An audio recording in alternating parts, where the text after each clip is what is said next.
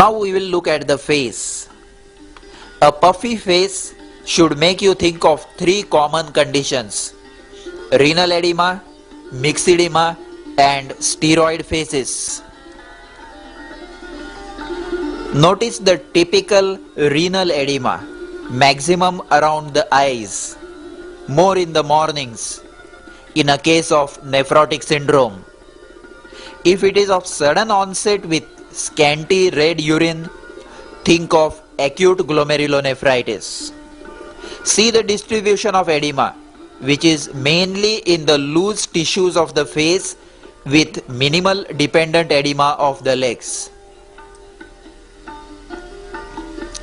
Notice the myxedema face. Note the dull look on the face. And though we cannot hear her hoarse and slow voice in this cassette, I will demonstrate the slow relaxation of the ankle jerk, which is as confirmatory of myxedema as the costly T3, T4, TSH studies. See how slowly the muscle relaxes. 100% diagnostic of myxedema. This is another patient of hypothyroidism. Though it is uncommon in males, that dull look in the eyes is characteristic. Steroid face is also similar and should be thought of if the patient is on steroids, say for bronchial asthma or some skin disease. This is Rhizus sardonicus of tetanus. It gives an appearance of laughing due to contraction of the facial muscles. I will demonstrate the other signs of tetanus also. I am asking her to open her mouth, but she can't. She has lockjaw. Lockjaw is the earliest sign of tetanus. See the neck stiffness. See the stiffness of the muscles of the hands.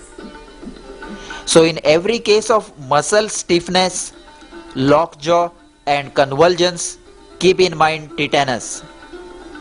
See the stiffness of the legs.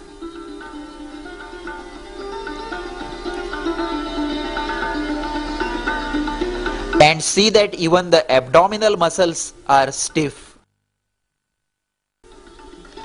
Bell's palsy or facial nerve palsy. A healthy person suddenly finds on waking up one day that the mouth is deformed and one eye is not closing. See the absence of wrinkles on the left side of forehead on looking up. Ask the patient to close the eyes and note the turning up of the eyeball on closing the eyes, termed as Bell's sign. Tell the patient to smile and the affected angle of the mouth does not move. Let him blow up his cheeks and air leaks through the left angle of mouth. This is left facial palsy. If this patient has pain or some pathology in the ear, refer the patient to an ENT surgeon. Otherwise, treat him with high doses of vitamin B-plex and steroids for 2 to 3 weeks. Parotid swellings are also often seen in practice. Mumps is very common in children with diffuse swelling of both parotids, which needs only symptomatic treatment. Benign mixed parotid tumors such as these are seen to be present under the ear lobule for several years. If the swelling raises the ear lobule, it is definitely arising from the parotid gland.